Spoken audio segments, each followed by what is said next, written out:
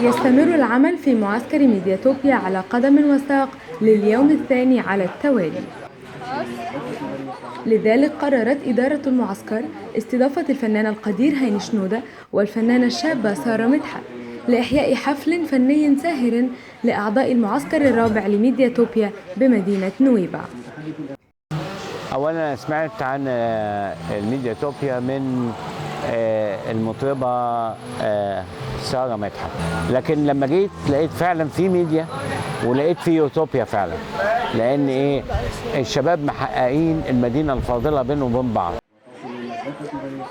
وفي المساء قام عدد من شباب المعسكر بتجهيز موقعا مناسبا للحفل، واستطاع شنودة بفنه المتميز وأداء الشابة سارة أن يدخل البهجة على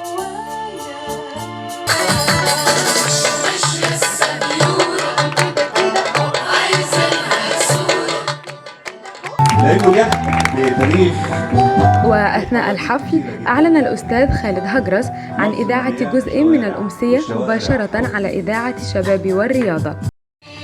أما نهاية الحفل فكانت ممتعة وشيقة للجميع.